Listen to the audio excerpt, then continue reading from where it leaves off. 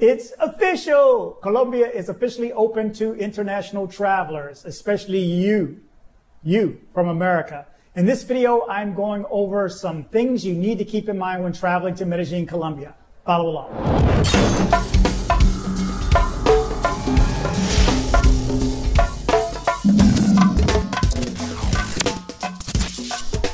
Okay, good morning, good evening, good afternoon, and welcome to Erasing Borders. My name is Rob Christian, also known as DC Born Rob. Hey, do me a favor, if you're getting any benefit out of any of my videos or this is your first time and you like what you see, do me a favor, go down and hit the subscribe button, hit the bell to be alerted of any new videos that I have coming up. And also, I have a few other videos that you may not have seen too. I have some that I've done in kind of a news format and kind of humorous news format. I guess that's back when I had some time on my hands. But take a look at this right quick.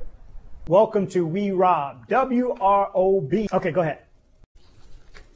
Orale Simon, hey, thank you to Rob, man, for giving me a job, man. Yes. Okay, Rob, we're here, and I appreciate you having us again. Mo Black. Well, it ain't really my name, because I don't want nobody to know I'm on here. So my face is blacked out, right? Next, hair salons, barbers, bars, and gyms are still going to be closed there, Rob, you know. Hey, man. They don't give you a mask here, man? No mask? And the apron, man, why your apron so tight, man, and you're dirty. Okay, so those are some of my newscasters and a couple of videos. Again, more humorous, but I have a lot more videos about Medellin, Colombia. So if you're traveling there, lots of videos to look at in the past. So do me a favor and take a look at those videos. Also, I want to alert you that I'm going to do a video over the next couple of days with my dentist. I've already done one with him. He is in Medellin, Colombia. And but I also wanted to do one for those who want to go down specifically for not medical work. Well, he also works with doctors also, but medical work, but more specifically in this case for dental work. So take a look at that video, but also I wanted to mention that because I wanted to also ask my viewers if you have any questions that you'd like to put to a dentist in Medellin, Colombia, and find out why people are actually going down to get work done, why I had work done. See, that's where this smile came from. I'm much happier than I was before that. So anyway, do me a favor, go down and comment. I need comments on my videos also. But let's just jump into the first story right now. Okay, so first story is going to be from Colombia Reports. As you can see, they're showing El Dorado Airport. So if El Dorado Airport is open, Colombia is open because that's the big one as far as transfer points. So this one is a short one. This one is from September 21st. So all of these stories are going to be recent, but these some quick ones. And I just more so than anything wanted to touch base with you and give you some things that you need to think about before you're heading to Colombia and to Medellin, Colombia. So this one again, flights between Colombia and U.S. resume. Colombia's El Dorado Airport in Bogota resumed limited operations on Monday with flights to, among others, the United States. Again, I know you guys can read. I'm doing this so that in case you're in the car, you're cleaning, you're washing your car, you're bowling and you have a headset on, whatever, you don't want to look at me, I'm just going to read some for you. But read along with me if you will. So Bogota's airport is one of 4 airports that will be handling international flights following strict biosafety measures to prevent outbreaks of the coronavirus that forced President Ivan Duque to suspend all international travel back in March. The city of Miami, Florida on Saturday welcomed the first flight that had arrived from Medellin via Cartagena. The airport of Cali, Colombia, third largest city, also resumed flights, but only to the authorized destinations. Apart from the United States, Colombia's health minister and foreign authorities authorized flights from and to Mexico, Dominican Republic, Brazil, Ecuador, Bolivia, and Guatemala. And here's a little map of where they're going. So it's this little star deal that they're making out of Colombia. Also take a look at, I didn't pull it up this time, but FlightAware. I had it up earlier. FlightAware is an app that you can put on your phone, but it's also on your laptop as well. If you are focusing on one flight or one airport, you want to see the flights that are coming in and out, it shows little airplanes. It's almost like a radar that you see at air traffic control, and you'll see the plane coming in. So like if I knew somebody that was flying, I can track and see if their plane is on time, when it left, has it pushed back, when it actually hits the air, when it actually hits the ground, every little detail about the plane. It shows a little plane and it's going through the air. So take a look at it. It's called Flight Aware. Take a look at that. Again, this is a short one. All passengers must show they tested negative for COVID-19 for them to be allowed to board any flight according to the health ministry. Colombia's Civil Aviation Authority, Aerocivil, has been negotiating with aviation authorities from around the globe about the conditions that would allow the resumption of flights. Whether a passenger must go into quarantine on arrival depends on the health regulations per country. How long a full resumption of flights will take depends largely on other countries' authorities. On other countries' authorities. Whether all flights will be resumed depends on each airline, and some have found themselves in serious financial trouble after the virtual shutdown of the airports earlier this year. Colombia's Aviation Authority hopes to include Peru in this list of countries to open first, but that country will remain its airports closed until December. So that was my first one from Colombia Reports. Now, of course, I'm going to go over to my old go-to, which is Medellin Guru. Again, I don't get paid for anything from them. They don't know who I am probably. But anyway, this is my best source for things in Medellin, Colombia. And if you saw my last video, the State Department, the US government recommends for regional information to go here to this website, Medellin Guru. This guy does some work, man, let me tell you. So this is just in there. I scrolled down already because I just wanted to come to this certain area. I'm not going to read through the whole thing, but I just want to reiterate some things that you're going to run into when you get to the airport, if you have not seen this. So I'll just run through these right quick. Biosafety protocol for international flights. The biosecurity protocol for the return of international flights to Colombia includes the requirement for a negative PCR COVID-19 test within 96 hours of your flight. The following is a list of biosafety requirements for international flights. Number 1, passengers' access to the airport will be a maximum of 3 hours prior to the scheduled departure for the flight. I believe it was 4, because boy knows I've flown so much, not necessarily today, I've flown so much just in general that I had to get to the airport 4 hours early or turn my car in earlier, whatever. But the next one is the use of the mask will be mandatory from the entrance of the airport during the trip and at the arrival destination, regardless of the duration of the tour. For short flights, it is recommended not to use the aircraft toilets. I think that's a big one. You may want to go before you get on board, but again, you know, the big word here is recommended. I have a feeling if you have to go to the bathroom, they're going to let you go. They may not be happy about it, but I know one thing. If I'm on a flight and I got to go to the bathroom, for whatever reason, I'm going to the bathroom, you know. For medium and long duration flights, it is recommended to wear multiple masks to replace them during the trip, which is, I hadn't heard that one before seeing this last time. That's a good one. I carry masks. You know, if you watch my travel videos, I'm rich. The passenger must remain in the assigned seat throughout the flight. Again, no more shuffling around. Can I have that seat? Can I have that seat? Or at least not now. To enter or leave Colombia, the passenger must compulsorily fill out before check-in and prior to entering the immigration control post at the airport a form that is on the Migración Colombia website. I've showed you that link before.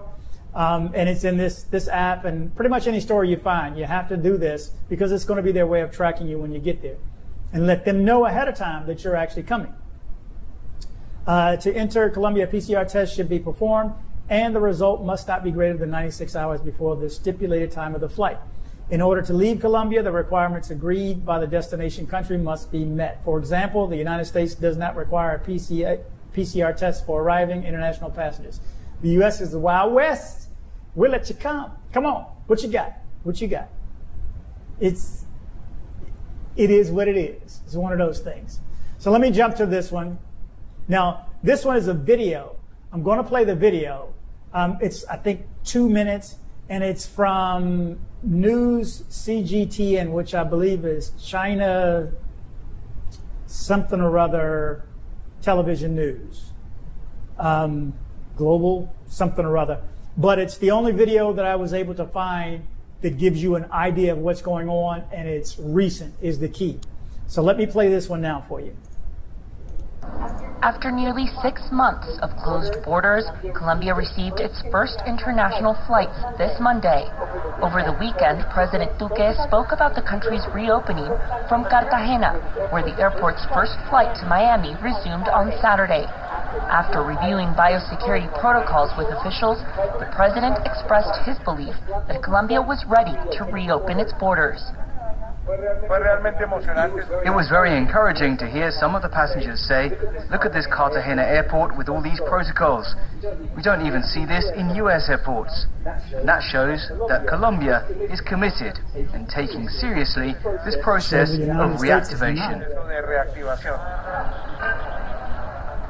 To enter Colombia, passengers and flight crews must show negative COVID-19 test results 96 hours before the flight.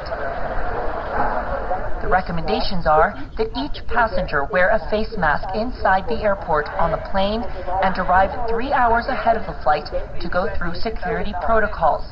Colombia's immigration authorities have created a phone app called Check MIG, which visitors have to download and fill out. That's the site. While well below the US, India, and Brazil, Colombia ranks 6th in world-confirmed COVID-19 cases.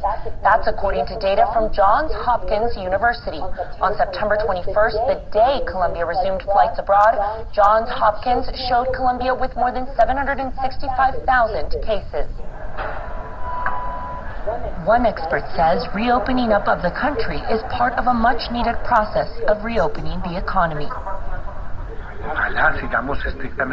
Hopefully we will continue security protocols strictly, as this will reduce the number of cases, but it is to be expected that we will have other bouts of cases, whether or not we open up the flights. What is important is to continue safety protocols, so citizens can continue protecting themselves. According to Colombia's transportation minister, the country's first flights will be to the United States and 6 Latin American countries, including Mexico, Brazil, and Ecuador. Michelle Vega, CGTN, Bogota, Colombia. Okay, I thought that was a cool video because it's a synopsis of everything, and they give you a little visual as well.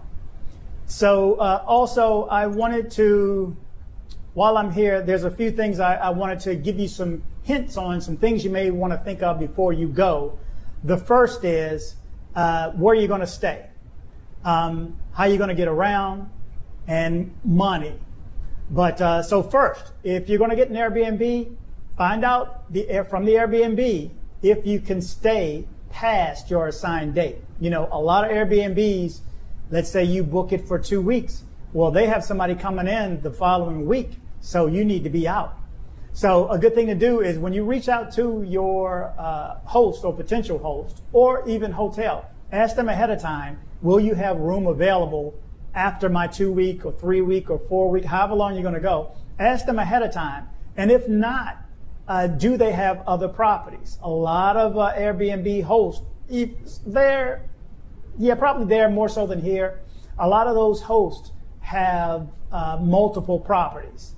Also, when it comes to being picked up, ask that host if they can pick you up or if they have someone that can arrange it for you. So that's another piece of advice. Don't get to the airport and start scrambling to find your way to town. If you're into being an explorer, I get that, but a lot of the flights come in late at night. Probably 80% of my flights to Medellin were late at night, probably 1 o'clock, 12:30, 1 o'clock in the morning, or I got there at 6 or 7 o'clock in the morning, one or the other. It was late or extremely early, and you're not going to want to have to shuffle around and worry about somebody being able to pick you up. Arrange to have someone pick you up. There are resources to get an Uber. I am not a taxi fan by any means, but there's the yellow taxi and the white taxi. I think the white taxis can bring you back to the city, but I don't know enough about the taxis because I don't take taxis. I've done it twice in the city when, Ubers were running late during peak times. And I have a story on Ubers here. But you're going to want to arrange to have someone pick you up. If you need assistance with that, let me know.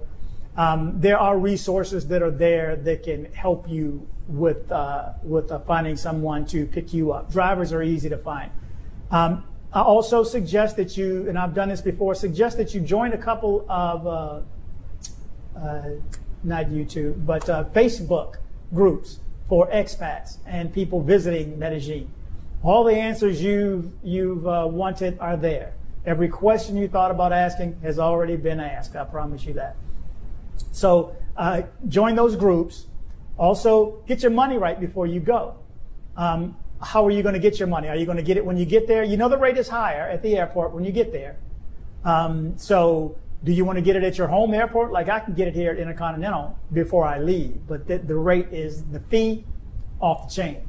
So, I mean, I have money. I still have pesos, so I'm good for a couple of days when I get back. I know I have quite a few pesos from Colombia, so it's not an issue for me. But when you get there, you can get it from the airport, but just know that the rate is going to be high and the fee is going to be high, and you're not going to get the same amount back that you would if you wait until you get inside and do it from an ATM. So again, I recommend that you, when you go to an ATM, remember your Spanish, cajero automático.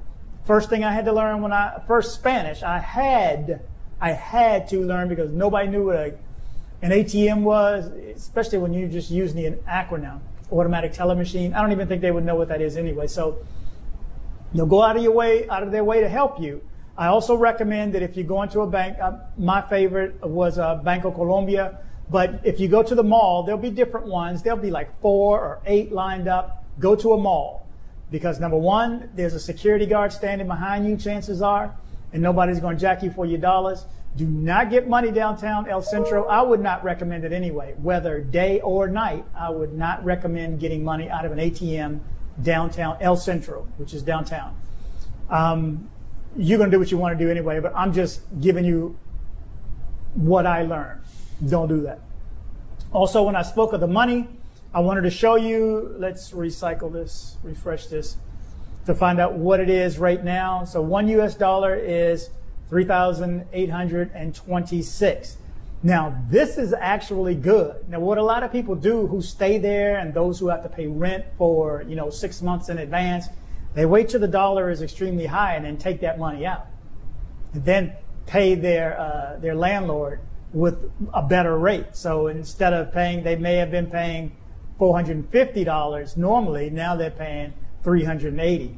It's a big difference, especially, $70 is a lot of money down there. It's big. So you'll find yourself griping over what you wouldn't gripe over here. You may let $3, $4, $5 slide here, but when you get there, it's like, what? That's extra 60 cents, or the equivalents in pesos. You'll find yourself getting a little tense about it. But I wanted to also show you this one too. Here is a history for the past, since last October. And as you can see, so for almost a year, you can see the rate is relatively high. When I was there last, I was getting 34, 35, and you keep a little calculation in your head, so I know divide by 3. And that's what I'm going to get. So if it says 50,000 pesos, I knew it was going to be like 15, and I'd have a little bit of change left, $15. So you'll come up with a little number in your head to work those out. But you're looking really good at 38 something right now. So those are actual good rates. I want to show you a story about Uber because I just talked about how good I think Uber is. And I read this story earlier. Before I show these stories to you, I read through them ahead of time and try to skim through and make sure I get what I want across. But this one's entitled Uber in Colombia. Uber returns to Medellin in Colombia because they were gone, I think back in February. And I'm going to read a couple of paragraphs. They left in February of this year and then came back the latter part of February after being restructured. So in the past, Uber was illegal. Yes, I still took it. And, it was a little weird. You always have to sit up front. because you don't want to be taken as a passenger sitting in the back. You know, a regular car is not going to just pick you up and you hop in the back with your brother up front. So you have to sit up front. Don't slam the door. Don't slam the door.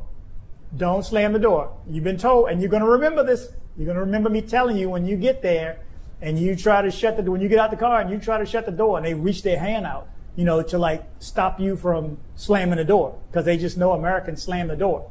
And a lot of it, I think, is the cars are small and the doors are light. So it's not like a Cadillac or a Buick or a Lexus or something that's going to be solid when you shut the door. It's not like that. They're small. They're tiny. Some cars are tiny. I mean, you think the Cooper's small? The Mini Cooper?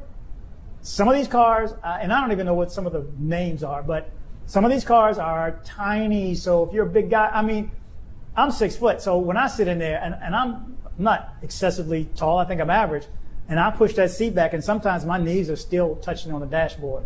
You can lean back, but your knee's still on the dashboard. And then the driving. Oh, yeah. You don't need a roller coaster there. You don't need the bungee jump. Just go for a drive through town during rush hour. And so I don't know how it is now, but it was crazy. And I assume the more and more people come out, and those people need to work, they're going to get their hustle on. So this one's old, but I wanted to go over it because, excuse me, this is about Uber. And then I noticed, I got to the end, it said the editor was Sam.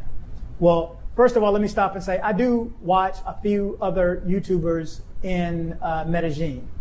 My boy Carlton, of course, I've been watching him since before I got there. He's partially one of the reasons I got there. Him, and this is Ace Live. Ace Live is still in, I don't know where he is, Bucaramanga, or I don't know where he is, Cartagena. He's shifting around right now, but he's still in Colombia, or he's back in Colombia. He's the one that really got me wanting to get down there. And then Carlton, I was like, Carlton's just a good guy. I'm going to get along with him when I go. So when we hung out, man, Carlton's a great guy. Carlton's Travel Adventures, if you're not familiar with him, which you probably are, take a look at his site also. And then Sam and Tasha, and this is the Sam from Sam and Tasha, husband and wife team, that moved there and do a heck of a lot when it comes to expats. And their channel is called How to Expat. And I mean, anything you want to know about expat, you want somebody to take you around, you want somebody to arrange somebody to pick you up or something, they're the couple to go to. I met them once over at Sweet Georgia Cafe. Great couple, really nice people, really nice people, really nice people. So take a look at them also if you're not familiar with them, but again, you probably are. And then one, I'm not sure if you're familiar with, I've been listening to, watching for the past, month or so, Life with David.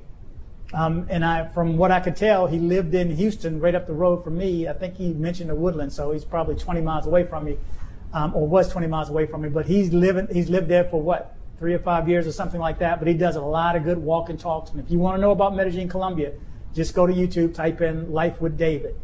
Really cool guy. I like his videos. If he ever runs across my videos, David, good job. Well done. So let's jump in this story right here.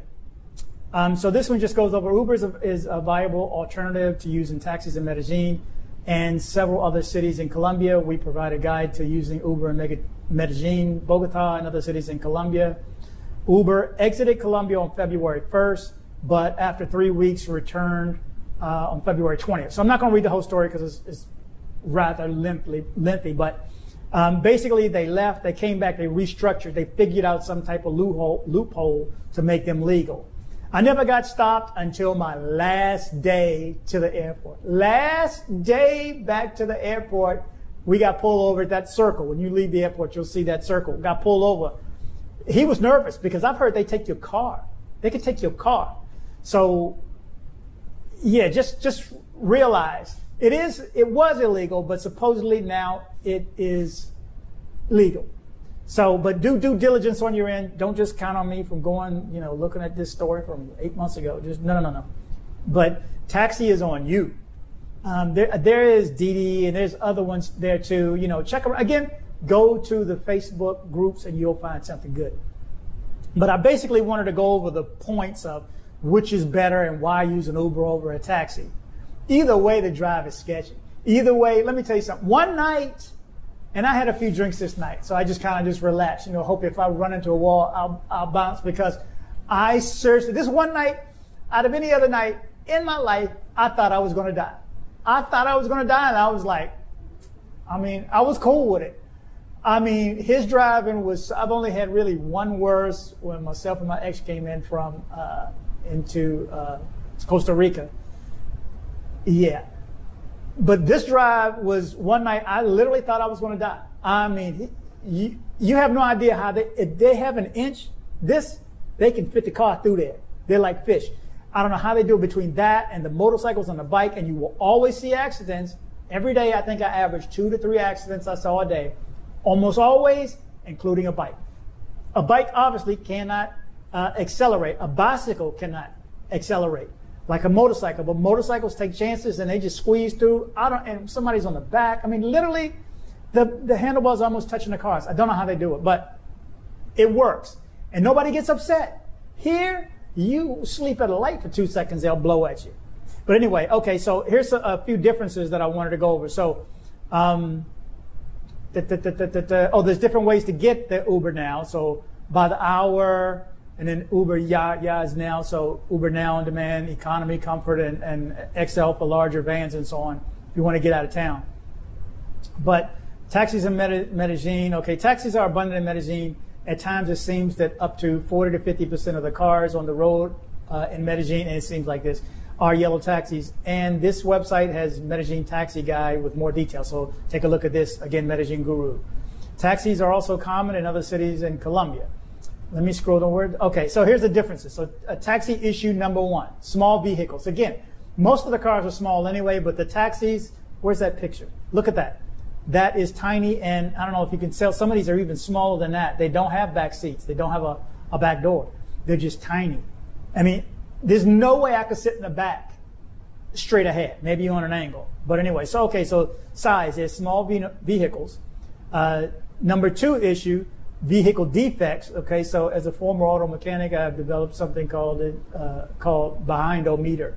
So when I sit in a taxi in Colombia, I'm frequently able to tell what may be broken just from the vibrations while sitting in the seat. While some taxis are new, many others are older taxis that may have some defects. And unfortunately, it is not rare that my behind-o-meter makes me want to run out of the taxi in Colombia because I get overwhelmed with the possible defects in the car. Yeah, your wheel could come off. Your steering wheel could pop off. I've seen doors that don't shut tight. He even mentions earlier that you may not have a seatbelt. That's not uncommon. And me, if you ever gonna put on a seatbelt, here's one place you're gonna put on a seatbelt. Whether it's an Uber or a taxi, you're gonna want to wear, because some of the Uber drivers it's like it's just I can't explain it. Only one thing for me rivals that, and that's Vietnam. Vietnam straight off the chain. That even beats Colombia. But I've never ridden in a taxi. Well, yeah, I have, from the airport, but that was it. A couple times, but that was it. It's just crazy because of the bikes there, though. Motos. The taxi issue number 3, the taxi drivers. Defects in a car is one thing, but my experience shows that a lot of taxi drivers in Medellin and other cities in Colombia drive kind of crazy. That's what bothers me the most about taking a yellow taxi. But let me tell you something. So do the Uber drivers. They are, for me, it seems like a lot calmer also. And that's basically what he's saying now. More about Uber. Okay, so we know what Uber is. Here's some cities that they go to and some advantages why Uber is a superior experience. Quality of the vehicles. It's their personal vehicles. Most of the people that I found that drive are more affluent. Heck, if you have a car, you're pretty well off, because not a lot of people have. It's like having a car in New York. How about that? You wouldn't buy a car if you live in New York. If you live in Manhattan, you would not buy a car. It just does not make sense. You're not going to get anywhere any faster. You can't afford to park the car where you're going to put it. And then all the legal things that you need to jump through to drive. You're not going to drive. It would be, I think it would be foolish if you did. That's just my opinion. Drive there. I did want to ride a motorcycle, in the hills, but then I would never, I got too scared. I'm like, maybe, on the weekends, 6 o'clock in the morning, I ride a motorcycle through the mountains to Watapé or something, but I would never drive in the city. It's straight nuts.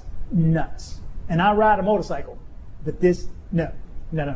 Okay, so the quality of vehicles is going to be better. As you see right here, At least I had maybe over 100, over 100 Uber rides, and I think maybe 2 or 3 times, they had an automatic. So that's another thing. Everybody has a stick shift, so it's a lot of. If they're not smooth with it, just it's a lot of that going on, and to pull up 5 feet, you're going to be doing some shifting. Here's some of the brands that they have: Renault Sandero, Renault Duster, Daihatsu Terios. I remember that, but I still don't know what it is. A Volkswagen Amarok. Yeah. I want to say they're built down there in Mexico or something, because obviously, why have the different types, different models? Okay, quality of the drivers. The drivers are, here we go. Let me read what he says. I don't know the reasons behind this, but the average Uber driver generally seems to be calmer than a taxi driver. I totally agree with that one. In my opinion, this is my main reason Uber offers a better experience. It was just a more relaxed overall feeling that being in an Uber. And I will tell you that, I think I mentioned this before, that this was my time. Uber, since I'm sitting up front, there's a guy or gal next to me, which you get a girl a lot too. It's my time to practice my Spanish. Hola, ¿cómo estás? Mi nombre es. ¿Dónde estás? Just your chance to run through what you know. Sometimes, I speak to some people, and it was like, man, I'm speaking this. We're actually having a serious conversation and we understand each other. And then sometimes it's just, it's like Morse code. You miss a word or two and you're not going to get caught up. And sometimes, Paisa people, they speak really, really fast. So learn this. Más despacio, por favor. Much slower, please. Because, when they go too fast and it's the same, they told me the same thing. The same thing when they don't understand me, all they hear is blah, blah, blah, blah. So this doesn't work. Where is the ATM? Huh? ¿Cómo? Where is the ATM? It doesn't work when you talk louder. They don't understand it anymore. So use this time before your trip also. Get your Spanish right. Get your Spanish right. Learn your Spanish now. Okay, here he says, seatbelts. As basic as it sounds, all Uber vehicles have seatbelts, even in the back of the car. In comparison, all the buses in Colombia don't have seat belts. Also, unfortunately, some of the taxis in Colombia do not have seat belts in the back seat. And a few taxis, in my experience, don't even have a working seat belt in the front passenger seat. Believe that. Safety. We get safety. They're just not as well kept as someone would take care of their own personal item. Credit or debit card payment. This is my main reason. Well, not my main reason, but one of my main reasons for taking an Uber. And that is that I don't have to come out of my pocket with cash. So depending upon where he's taking you, you don't have to worry about somebody outside the club, scoping you out from the corner, because you never see everybody who's looking at you. You do know that, right? That's why it's best to be in a group, because while somebody else is enjoying themselves, you can, kind of just scope the area. But if you're going to get out at a certain area, you don't want to hop out, and never pull cash out of your pocket also. Have, not a fanny pack, but get one of the, look at my other video, whatever, my travel video, things I like during travel, and get one of those little pouches that are underneath. Also look at the video I did with Ed. We both mentioned to have one of those. They're flat. All your money, your cards, your passport can fit in there if you need it, or at least a copy of your passport. Also make copies of your passport. Make copies of your passport. Color copies before you leave. If you're able to laminate it, even better. But have at least 2 extra copies of your passport, and you can take those around with you. A lot of things that you may want to do, they're going to require a passport. Any activities. So you don't have to come out of your pocket. It's deducted from your account. Receipts are emailed to you. You get to rate the drivers. Customer service is always good. Prices are reasonable. Route tracking, so you can see him on his way. Downside to using, and I looked at this, and this is just what it looks like too. Availability. Now, I highly agree with this, and this is normally during rush hour. Let's say I had dance classes at 6 p.m. I'm off work at 5. I call like 10 minutes ahead of time, 10 minutes to 5, before I'm even done work, because I know it's going to take some time, and I keep watching and watching. You'll see him coming in. He drops. One time I saw a guy down the street, and I saw he's just sitting there. And he would turn, and those who take Uber know what this is. He's in a drive-thru at a restaurant. I'm like, so I scroll in the map, I zoom in, and old boy's at McDonald's in the drive-thru. So I cancel, then you start all over again. Then it says, 20 minutes, so he's got to drop somebody off first. But this is always during peak times. So factor that into if you have to be somewhere. But again, if you're meeting somebody in Colombia, you're probably going to get there on time, even when you're late. So keep that in mind. Cost during rush hour goes up during peak times. I didn't find it unreasonable, though. Waiting time, you're going to wait. Peak times. Peak time, peak time, peak time. Other than peak times, no, I loved it. Downside, illegal, question mark. This was back in February, so now, what is it now? It's there. People are using it. If I were to go there, I would call an Uber when I get there. A lot of times before you leave the airport, most airports, and theirs does, MDE, has free Wi-Fi. So connect to the Wi-Fi, call your Uber that way. The first time I found it quite weird at midnight that I get a text and it says, what color shirt are you wearing? I'm like, white shirt.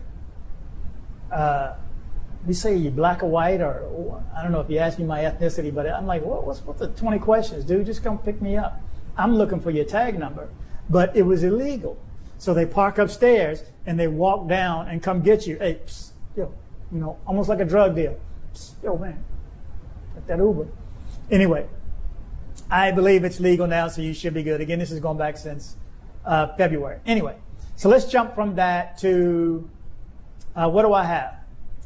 Be careful. 11 ways to get arrested in Colombia. Now, I'm pulling up this one because I want you to think ahead before you go to any country, really. But in this case, we're talking about Colombia.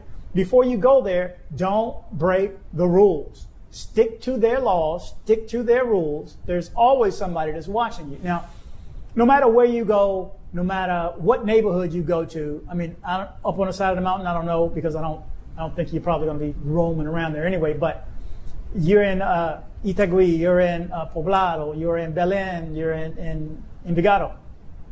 It doesn't matter, Laureles. You're going to see guards everywhere, not just police, not police. You'll see police, but they don't bother you. It's not like the police here. But they wear brown, and anybody from Colombia who's there, tell me, from my understanding, they're private security. So they may be outside the apartment complex. They may be outside the grocery store. Almost always outside the major fast food restaurants. Fast food restaurants are a bit bigger deal there than they are here. So, even like in Guatemala, you'll see them outside the McDonald's, the Wendy's, the Burger King, the Pizza Hut. You'll see them outside the Frisbees, the Subway, the I don't want to say fancy, but the nicer chains, fast food chains. And again, remember, they're not fast food. They're food. They're not fast. You're going to wait for it. Doesn't matter where you go. Even McDonald's, you're going to wait. They're not going to reach around and pull you a Big Mac off the shelf. So keep that in mind. But adhere to their policies. Okay, so when you're there and they say wear a mask, wear a mask. Because those guards that are wearing brown may be there, and they almost all of them have it. And somebody may help me with this. Why do they have a shotgun? It seems like pistols are easy, but they have like a shotgun. It looks like with a grip on it, a pistol grip, and it's over their shoulder. And they're everywhere. You'll see them, and they don't really smile. So I never could gauge them. I see them in the morning. Go bueno. Sometimes they speak, sometimes they don't. But a smile goes a long way. Now you can mean mug if you want. Walk up. Now, you can do that if you want. If you're in another country, do as they do, stick to their rules. Now, if you lose your PCR test and they tell you have a 14-day quarantine and you're there for a month, yeah, you don't want to stay in your place for 14 days, but stay in your place for 14 days. Because if you don't, then you're breaking their law. And I was watching, I think it was Life with David, and he was like, when it first started, people from another country were there like, I'm not wearing a mask. And they were like, they not only ticketed them, arrested them, but deported them and banned them for life. Take a look at his latest video too. I think I saw that. So, yeah, do you want to get banned from a country? Do you want to get deported? You know how things are going in this country and the stigma that they place on that. I'm just mentioning this because you're going to want to do what they do. Stick to their rules, adhere to their policies. I know a lot of Americans, for whatever reason, don't want to wear a mask. If you go to another country and they require a mask, wear a mask. They don't think it's this whole, there's no political debate about whether to wear a mask. They know it works. They wear a mask. It's not about you. It's about the other person. So, and I have a story on that too, but here's a few things I'm going to scroll through right quick. So, buying drugs. Don't buy drugs. Coke is there, evidently. I didn't see it, but I'm sure it's there. I mean, it's a major export for them. Marijuana's there. It's there. I promise you. I know it's there, and it's almost in every park. It's like that's where they go. They chill out. Nobody bothers them. It is illegal, I understand, but they look the other way. So do due diligence and know who you're dealing with any of this stuff. But I mean, it just makes sense to stay away. That's a mean little picture, isn't it? So drug trafficking. Yeah, don't go down and traffic drugs. That's, common sense. Bribing a policeman. This is a good one that I hadn't thought of. You get yourself in a sticky situation and you may be inclined to, ¿qué pasó? ¿Qué pasa? Tengo, can I give you whatever? And, and then you're even in worse trouble. So don't bribe a policeman. Don't do anything to get bribed by a policeman for. How about that? Animal trafficking. Okay, I'm going to assume most of you don't have any wild, whatever this is. Child prostitution, kill them. So you're doing that, you should be killed anyway. But facilitating sexual tourism, there are people that go down for that. This is what I hear. I've seen enough videos to know now that I used to sit at this one club at Parque Yeres, and you see the prostitutes come around and whatever they're called, call girls, whatever, and they'll walk up to you, if you're walking around, and I forgot what they say, companion, whatever companionship is. You want some companionship? But remember, they don't speak English. But I never noticed that they were standing on that corner because the bar right next to us, I think it was Gusto, that's what it does. It's just like everybody in there is for hire, evidently. So I know people go there for that. And good luck with that. This is just saying don't facilitate that. In other words, I guess don't be a pimp. And that's basically what this says. Pimping or organizational sexual tourism is not, because I guess prostitution is legal. I didn't know that until I came back. Okay. Dealing in antiquities. Don't buy any old stuff. Drinking in public. Now, Parque Yeres, I don't know. I know I've seen people drinking out in public, and I know I've seen police right there while they were drinking. So, if I were you, I wouldn't drink in public. Next to some of the bars, I remember the first time I went there years ago, my first time there, and my guys there took me to a liquor store, which was right next to all the bars, right at Parque Yeres, same spot. And we buying liquor right there, and he's pouring a cup, and I'm like, are we going to drink this here? He said, yeah, what do you mean? And they have a little teeny, they have that aguardiente, that's their national drink, and a little teeny cup. It's smaller than a shot, but they just keep banging them all night long. Man, almost like Jaeger. This stuff is killer. But aguardiente, if you ever get to try it. But I would assume that's in public. The storefront's right there. One foot's outside the door, the other side. But I'm with Colombian, so I drank it. But if I were you, I would not walk up and down the street with a beer bottle. Liquor, a drink, I don't think you can tell. And if you're smart anyway, you go get a McDonald's cup and pour your rum in there or whatever, if you're smart and you want to drink. So taking an Uber. This is saying this is sketchy. Well, I disagree with that.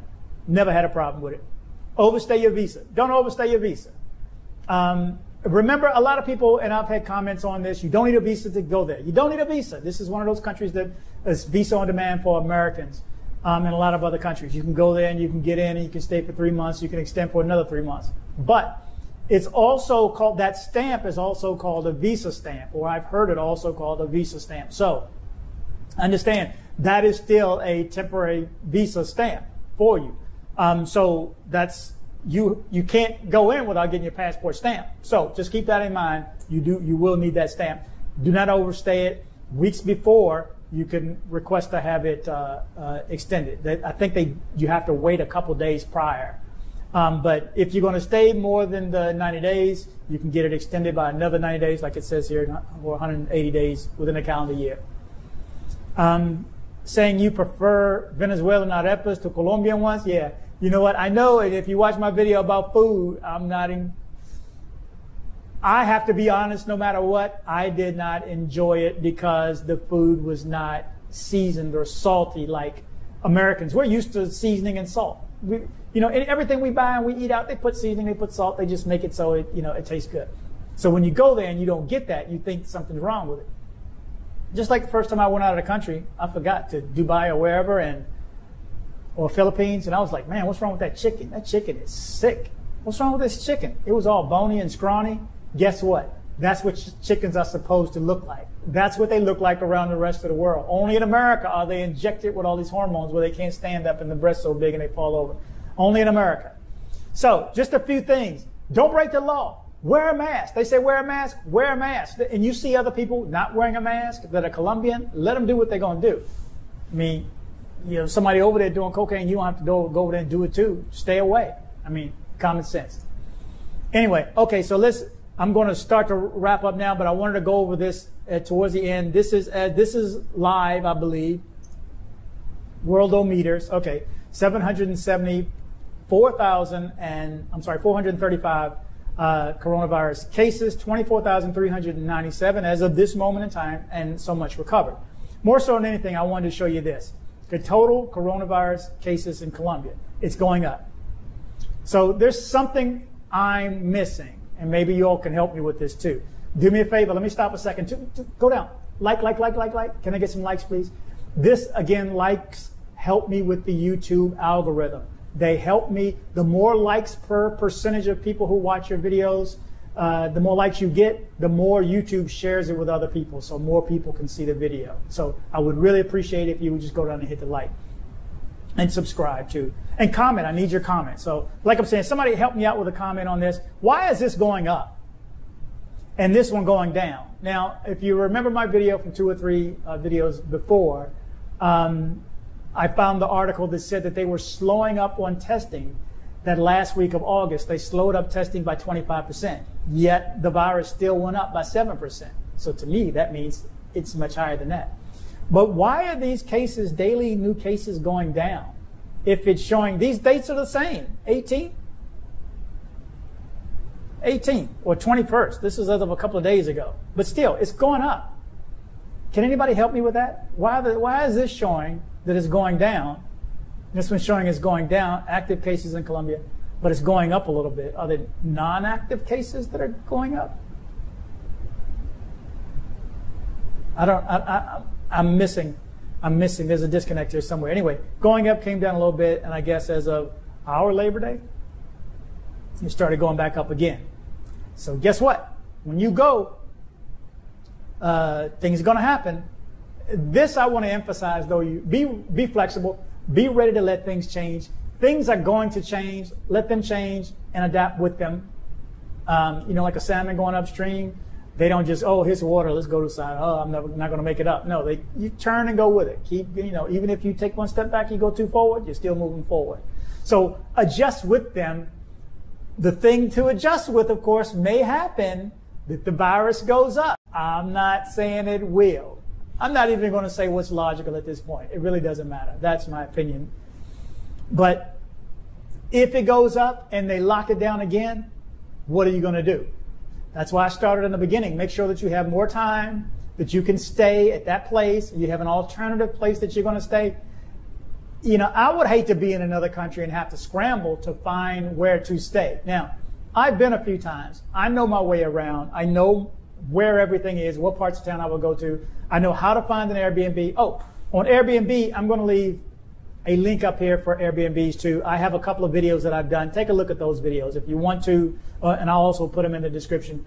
If you want to know about Airbnbs and have that master number that I put in that video, you're going to need that number.